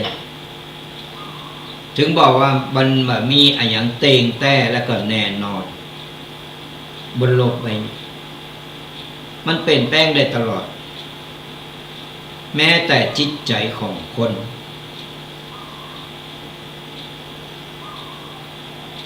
เอาละสดาญาติโยมทั้งหลายอู่ไปอู่มาสงสัยเงารับกันหมดแล้วเนาะ วันนี้เป็นธรรมะโลนเอามาอู่สดาญาติโยมพอเป็นแนวทางกันเอาละสดาญาติโยมทั้งหลายตอนนี้เราจะเปิดสายหน้าใหม่สดาญาติโยมได้โทรมาอุมาเอ่ยกันฟังอยู่ตั้งใดฟังอยู่ตั้งใดชัดเจนมาชัดเจนโทรมาอุมาเอ่ยกันโทรกันเนี่ยข้างหนึ่งเบอร์โทรศัพท์เนอะ082611245โทรมาอุมาเอ่ยมาตักมาตายมาเป็นกำลังอกกำลังใจกันเปิดสายหน้าใหม่กันลันเนอร์ระหว่างรอสายก็จะอู่ไปเรื่อยๆอาจจะเลินปอนมาแล้ว FC วันนี้ number 1 เจ้าก็ขอถวายน้ำใจเป็นคนแรกเจ้าสาธุสาธุวันนี้นะคะสัญญาณนี้นะคะตอนนี้ทุกท่านขาดหายทุกชัดเจนชัดเจนเนาะเนื้อหาสาระของคำวันนี้ถ้าเป็นผู้แสดงสีที่ผู้จัดผลที่หมวกนะเจ้าโอ้สาธุสาธุข้อ16ยึดข้อ16ตัวดอกใจแล้วก็ซึ่งโครงการกระทำของเราที่นี่ของเราตัวนี้นะคะจะยึดทำมาหมดดีละทางที่3นะเจ้าสัตว์ชัดเจนอากาศเย็นสบายเนาะสาระดีสาธุการกระทำสำคัญกับว่าคำพูดนะเจ้าใจสำคัญกับว่าคำพูดเจ้าใจถูกต้องเลยสาธุนะเจ้าบุญรักษาวันนี้ number 1นะสาธุดูแลสุขภาพตัวเนอะสาธุเจ้าเจริญปอนฮัลโหลจากตั้งใดสิจากตั้งใดฮะฮัลโหลได้ยินก่อนใจปาการรายงานตัวแล้วnumber 2เป็นได้บ้างวันนี้ได้ความรู้จักนักเจ้าได้ความรู้จักหนักเนาะอากาศเป็นได้บ้างวันนี้หนาวเย็นหนาวเย็นเดี๋ยวสักบื้นมันใจเห่อแตกกันมัน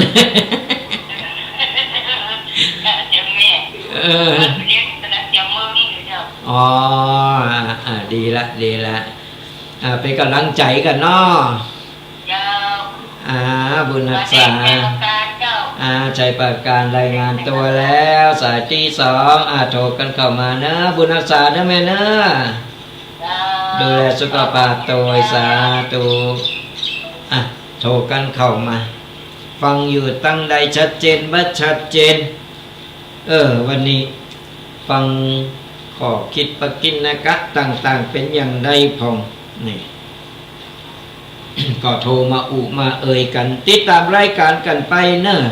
ทุกๆวันเสาร์ตั้งแต่เวลา 8 โมงจนถึง 10 โมงกับรายการธรรมะกำยองตุกเจ้ายองป่าซังฟังธรรมะสบายสไตล์ตุกปีแดงวัดบากกอกก็ติดตามเป็นกำลังอกกำลังใจกันไปสะดวกตั้งวิทยุฟังตั้งวิทยุหรือว่าตั้ง Facebook ไล่สด ช่อง YouTube กลุ่มไลน์ต่างๆกดไลค์กดแชร์กดติดตามกันเป็นกูเป็นกีมกันไปเราก็จะได้มีกำลังอกกำลังใจในการนำเอาปกินนะกะข้อคิดต่างๆมานำเสนอกัสดาญาติโยมอีปออีแม่ปออุ้ยแม่อุ้ยอยู่ตั้งบ้านได้ฟังกันก็ติดตามกันไปเป็นกำลังอกกำลังใจฟังอยู่ตั้งใดก็โทรมารายงานโตโทรมาบอกมากล่าวกันสารทุกข์สุขดิบเป็นอย่างใดเขาก็จะได้คนที่เพิ่นฟังวิทยุอยู่เพิ่นก็จะได้ฮู้ว่าอากาศตั้งนี้เป็นอย่างนั้นตั้งอากาศตั้งนั้นเป็นอย่างอีกเป็นการเล่าสู่กันฟังโทรกันเข้ามา0826112245วันนี้หลายตีหลายตั้งอากาศหนาวที่ป่าสร้างนี่ 17% เนาะโอ้ยเมื่อเจ้านี่นะหนาวจะไปกุมบ้านยังหุ่มกันลุมผ่าไป บ่เดียวเริ่มจะฮ้อนนั่นละวายมากก็เริ่มฮ้อน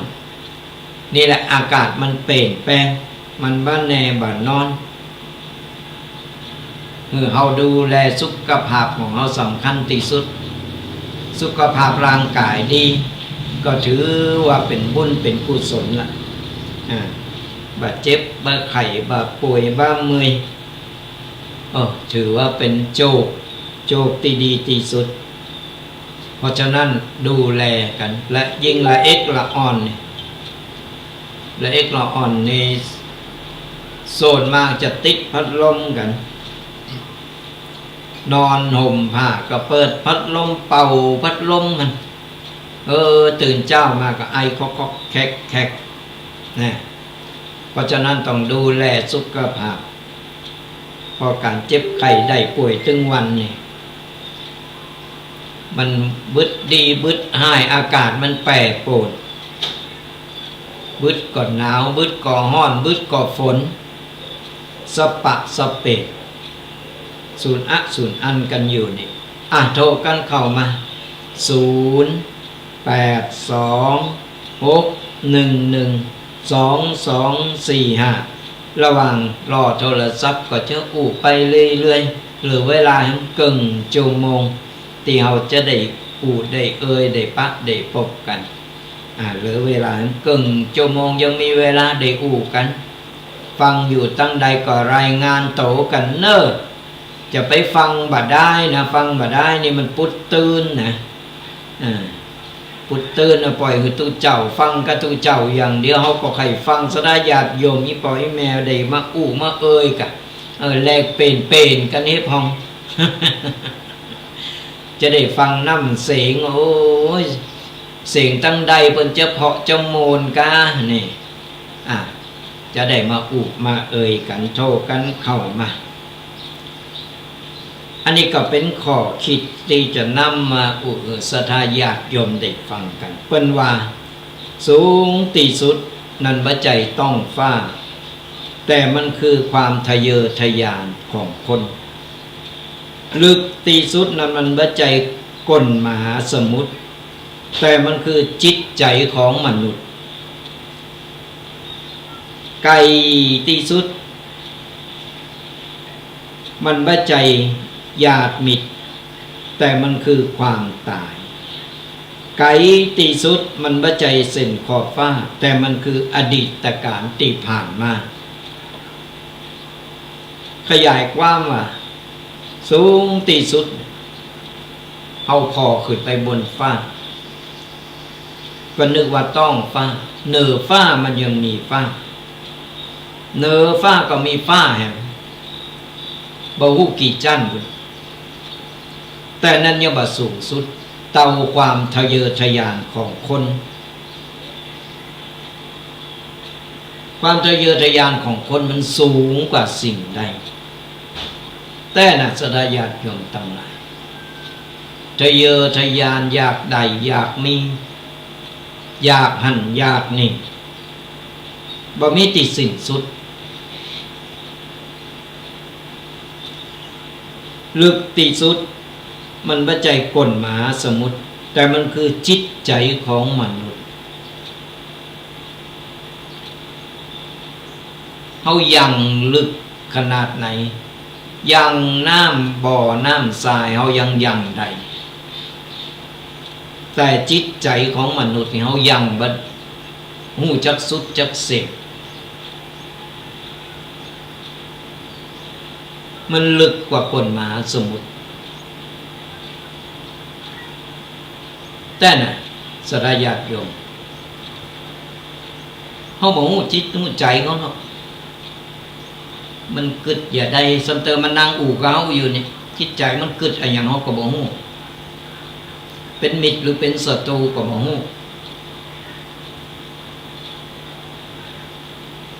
ว่าไผเกิดต่างเพราะฉะนั้นจะไปไว้เน้อไว้ใจไผ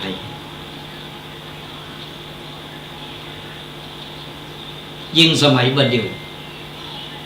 เป็นสมัยนิยมไปแล้วอันยังก็โสมหน้ากากเข้าหากันโสมหน้ากากอย่างไรแก่งดีแก่งทำเป็นหวังดีประสงค์ให้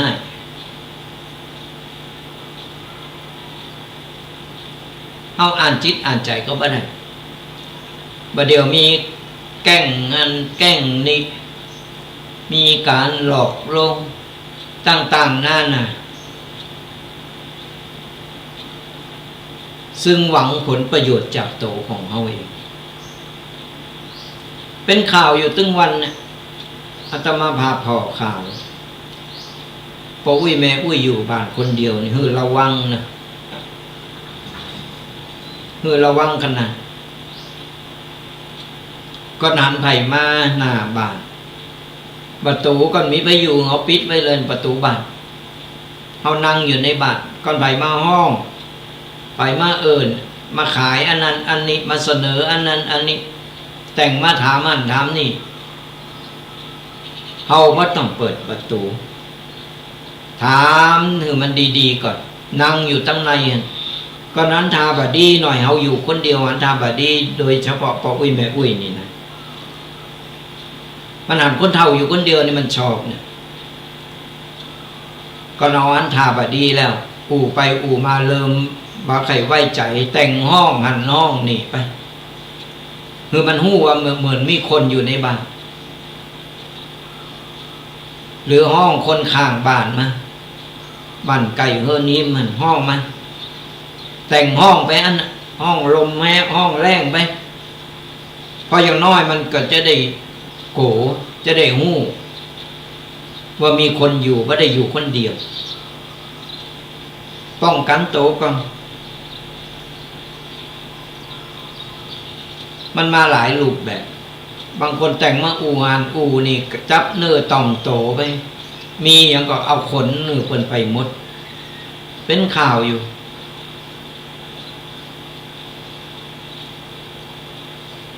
เนี่ยเขาต้องระวังมันมีทุก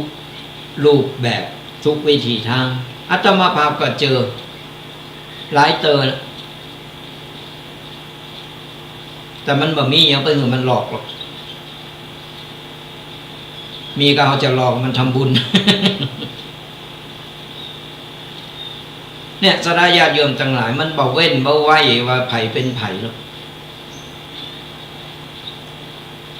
ยิ่งเป็นอันตรายยิ่งมาเดียวเนี่ยฟังข่าวจากบ้านเมืองถึงวันก็มีการอ่านยังบอกงูเดี๋ยวก็ข่าวแกล้งคอลเซ็นเตอร์เดี๋ยวก็ข่าวอันนั้นอันนี้ต่างๆนั่นนะเพราะฉะนั้นจะไปไว้ใจข่าวจริงข่าวหลอกข่าวปลอมข่าวแต้บอกงูมันต้องไปสนใจไม่ต้องไปใส่ใจเอาฟังได้เอามาคิดวิเคราะห์แยกแยะพอก็แน่ใจแล้วก็อู่ไปแน่ใจแล้วก็มาพิจารณามาตัดสินว่าข่าวตั้งใดถึงวันนี้พอแล้วเอาไปเอามามันเกิดความเบื่อหน่ายไปไหนจะตั้งชายแดน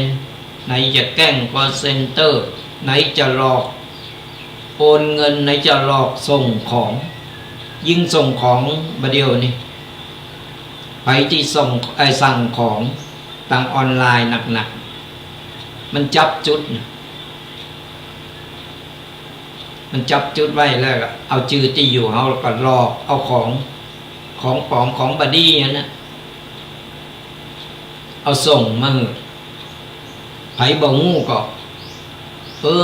มันไปอยู่ฮับแตนเถอะแล้วก็จ่ายตังค์เพิ่นไปทุกวิถีทางแม้แต่โทรศัพท์อยู่ดีกินได้ก็โทรเข้ามายิ่งประเดี๋ยวที่ระบาดที่สุดก็คือเริ่มไปแปลงหม้อไฟนี่เป็นหม้อไฟอะไรยังก็ตามเขาต้องมีคนอยู่ตัวคนเฒ่าคนแก่ยังน้อยก็สัก2-3 คนก่อนบอกมีแต่เขาต้องมีไว้พริบในการที่แต่งห้อง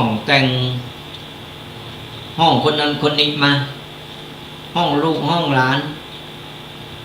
เปิ้นมาหานี่เน้อเปิ้นมายื้อก็บอกโอ้เสียงดังๆไว้ก่อนแปลงเปิ้นห้องว่าเหมือนแมงบงคนยาวหลอกจ้างเพราะอย่างน้อยมันก็จะได้ตื่นโกก็เอาไปห่อหมกกับมันเตียวไปเปิดประตูมันเข้ามาเซ็ตโจรมันบีบคอมาได้เขาก็บอกแต่งถามนั่นถามนี่มันหัวปอดคนแหละมันจะพอเขาแหละเขามีอย่างมีสร้อยมีแหวนมีเข็มขัดนาคยิงคนเฒ่าคนแก่เป็นหุ่มใส่ของบักเก่าบักเดิมไม่ต้องเอามาใส่เหมือนห้องโจรเข้าบ้านนั่นต้องเอาไปโชว์ประเดี๋ยวที่จะโชว์นั่นก็ส่วนมากจะเป็นของปลอมเสแล้วก็เสไปแต่ที่มันได้ของปลอมไปมันแค่นเอานะวันดีคืนดีมันมาดักแล้วก็เหมือนเป็นข่าวเมื่อหลายปีผ่านมาดักตกสมเจอเอาของเหลวของปฏิกูลต่างๆเอามาปะหนาเอามาโปะหนาแก่แค่ย่านก็มีที่มันได้ของผอมไปเขาต้องระวังระวังโตคนเฒ่าคนแก่อยู่บ้านคนเดียวสมเจอไปหลอกขายอันนั้นอันนี้ก็ตามนี่ต้องระวังถึงบอกว่าจิตใจมนุษย์มันอยากอยากแต่อย่างถึงเขาบอกงูหรอกจะมาแบบไหนรูปแบบไหนอย่างใดไกลที่สุดมันว่าใจเส้นขอบฟ้าแต่มันคือการเวลาที่ผ่านไปการเวลาตีได้อูไปแล้ววะมันผ่านไปแล้วมันแสนยาวนานผ่านไปแล้วก็มันผ่านไปผมต้องมาทบทวนว่าต้องมานึกถึงมันยิ่งสิ่งใดเตียวผิดพลาดไปเนี่ยผมต้องเอามากึดพกสมองมาได้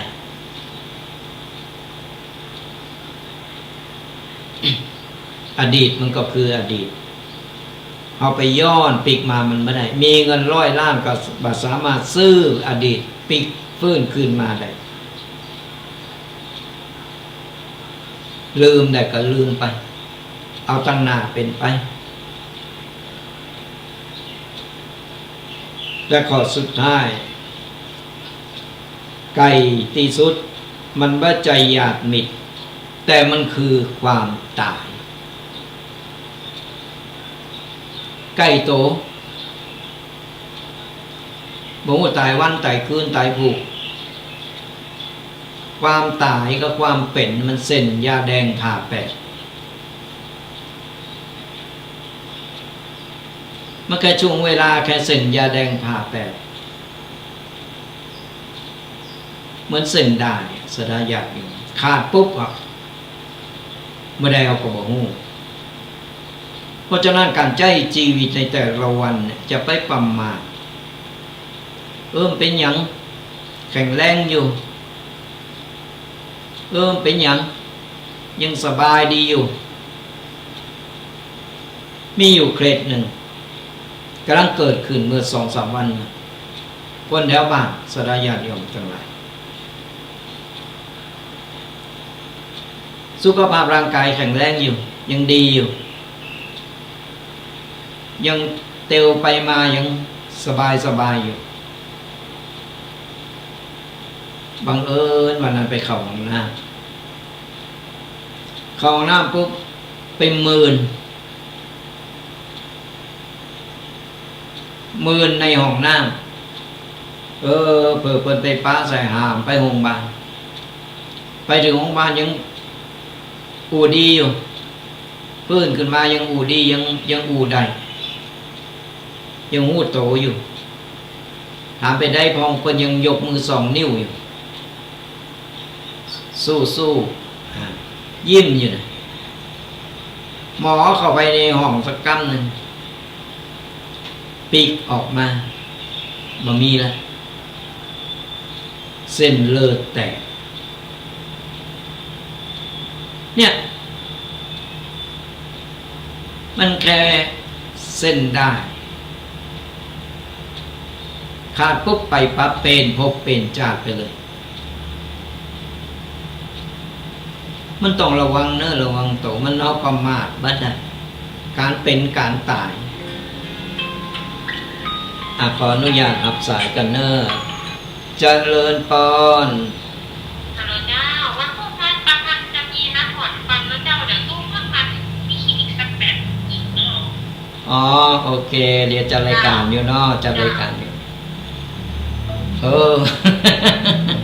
มาสะหน้าสะตาแกเนี่ยสุขภาพร่างกายเรื่องฟันพอดีนัดหมอเป็นนัดไว้จะไปถอนฟันเวลามันเจ็บมันปวดมันทรมานเนอะไผผ่านมาแล้วจะหู้เองถึงว่าใครได้ใครมีใครเอาอย่างนั้นมันถึงเวลามันเงือกจ๋าฟันลาก่อนตามสังขารแก่โตมามันก็ลดลงไปตามกาลเวลาคนเอาก็เหมือนกันกู้คนถึงบอกว่าผู้สิ่งผู้อย่างที่มันเคยเต่งตึงมันก็เริ่มเหี่ยวหย่นลงไปบ่มียังห้ามได้มีไปห้ามได้หยุดก็เนิ่นไปฟังแก่เจอเนิ่นมันก็บ่มีเป็นไปบ่ได้ร่างกายอาจจะชะลอได้แต่ไม่ได้เมื่อนนานมันเป็นของปลอมไปดึงหันดึงนี่ฉีดโบท็อกทำมันก็ได้คือมันดูดีมาหน่อยแต่มันก็เมื่อนนานมันก็ลงโรยไปตามสังขารมันเนี่ยสลายญาติโยมทั้งหลายแต่เจ้าก็พูดถึงเรื่องของการสังขารเหมือนกันการเป็นการตายมันโชว์ผิดตาเดียวตายไปปุ๊บไม่ได้สั่งลาไม่ได้หยังแล้วหยังก็เอาไปไม่ได้สักอย่างเป็นหดน้ำเป็นเอาน้ำมาหดมือกับน้ำยศเดียวก็ยังเอาไปไม่ได้สุดท้ายก็กลายไปเป็นธรรมชาติเป็นดินน้ำลมไฟไปมาอย่างไรมันก็ไปอย่างนั้นแต่ก่อนที่เราจะละสังขารไปดวงจิตวิญญาณของเราเนี่ยคือมีบุญกุศลติดไปอย่างน้อยเราก็ได้มีบุญกุศลเป็นแสงสว่างนำทางเราไปได้ส่องนำทางเราไป ติดเนื้อติดโตเข้าไปสั่งสมบุญกันเอาไว้หนักๆก็ฝากสระญาติโยมไว้เป็นข้อคิดกันเหลือเวลา10 นาทีมีไผโทรมาก็โทรมาได้เนอะโทรมาอุกมามาตักมาตายกันเวลา5 นาทีก่อนบ่มีก็เอาจะได้ปิดรายการจบรายการแล้วก็จะมีครูบาอาจารย์รูปต่อไปเพิ่นก็จะได้มาอุกมากับศรัทธาญาติโยมเอาจะขึ้นเวลาก็ตั้งสถานีกันฟังกันและก็ติดตามหลังโตยกันไปเป็นกำลังอกกำลังใจกันเป็นกัลยาณมิตรที่ดีต่อกันสระญาติโยมทั้งหลายจะไปเกตจะไปจังอันใดที่มันเฮาเคยเกตเคยจังเคยโกรธเคยแค้นกันมาก็ปล่อยมันไปอโหสิกรรมกันไปตายไปเฮาก็อย่ามามีอะหยังมนทินอะหยังติดเนื้อติดโตเฮาจะไปหือเปิ้นแจงเปิ้นด่าโต้ยคนไปก็ไปดีมาก็มาดีตอนเฮามานี่บริสุทธิ์พุทธผ่องจากไปเฮาก็มีน้ำทำคำสอนเฮาเอาบุญเอากุศลติดโตเฮาไปจาดหน้าพบหน้าเฮาก็ยังจะมีโอกาสที่ดีกว่านี้ก็เจริญพรจากทางใดฮะ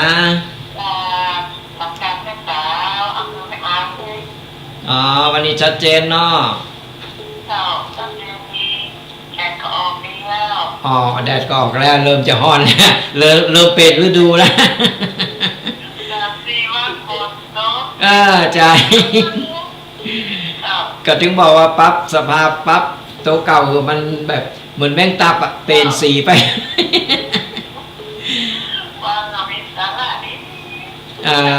วันนี้ชัดเจนมีสาระดีเนาะดีละเป็นกำลังใจกันเนาะบุญรักษาเนอ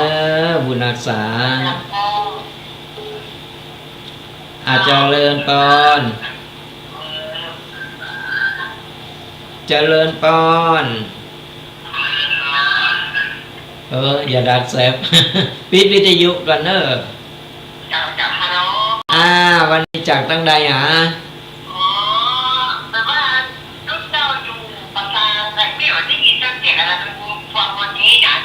อยู่ป่าช้างอยู่วัดมะกอก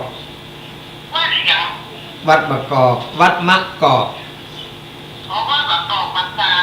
ใจแม่อยู่ทางใดแม่อยู่ตาเจียนให้วัดตุเจ้าน้อยตาเจียนฟังชัดเจนเนาะบ้านท่าเจียนวัดตุเจ้าน้อยเคยได้ยินแต่บ่เคยไปสักเถอะบ่เคยมาจ้ะอย่าบ่เคยไปวันนี้มีสาระดีเด้อมีสาระดีเนาะฟังชัดเจนน่ะมันออกเลยอันนี้นะมันออกเลยออกกูวันเสาร์กะออกกูวันเสาร์มันได้ยินวันนี้แสดงว่าบุญเฮาถึงกันมีสาระดีเด้อฟังติดตามกันไปกูวันเสาร์เนอะ8 โมงถึง 10 โมง2 ชั่วโมงวันเดียวเราวันอื่นก็เฮือนครูบาอาจารย์รูปอื่นเปิ้นเฮาไม่เคยมีเวลาไปเป็นกำลังใจกันเนาะฟังบุญรักษาบุญรักษาเนอะสาธุบุญรักษาเราสนาญาติโยมทั้งหลายพอนาฬิกาเลยมานาทีก็อนุโมทนาบุญกับสนาญาติโยมฟังรายการตั้งวิทยุก็ตามตั้ง Facebook ก็ตามหรือช่อง YouTube กลุ่มไลน์ต่างๆใครที่คอมเมนต์มาทาง Facebook ก็เดี๋ยวจบรายการก็จะตอบคอมเมนต์กันก็อนุโมทนาบุญกันกูคนที่ตามรับตัวกันไปเป็นกำลังอกกำลังใจกันไปทุกๆวันเสาร์ตั้งแต่เวลา 8 โมงจนถึง 10 โมงฟังธรรมะสบายสไตล์ทุกปีแดงวัดบางกอกอำเภอป่าซางจังหวัดลำพูนมาเป็นกูเป็นกิมกัสดาญาติโยมกัน เป็นประจำนะก็ติดตามหลังโตยกันไปท้ายนี้ก็ดูแลสุขภาพกันโตยกัจจดาญาติโยมอีพ่ออีแม่เนออากาศมันเปลี่ยนแปลงสุดท้ายนี้ก็จะได้ปั่นป้อนหรือกัจจดาญาติโยมกันจุบูจุคนตั้งแต่นี้ต่อไปก็ขอสดาญาติโยมจุบูจุคนจงหายตุกหายโศกหายโรคหายภัยหายเจ็บหายไข้นึกหวังสิ่งใดก็ขอสมปรารถนากุสิ่งกุประการเงินทองไหลมาเทมาอย่าได้ขาดสายของเงินต่อเงินต่อเงินต่อเงินทำการงานได้เจริญก้าวหน้าทำมาค้าขายร่ำรวยทำไมทำสวนได้ผลผลิตเจริญงอกงามขายได้ราคาสุขภาพร่างกายแข็งแรงแคล้วคลาดปลอดภัยอายุมั่นขวัญยืนมีโจกมีใจหือบุญปกปักหักษาคุ้มครองกันกูคนเนอขอเจริญปอน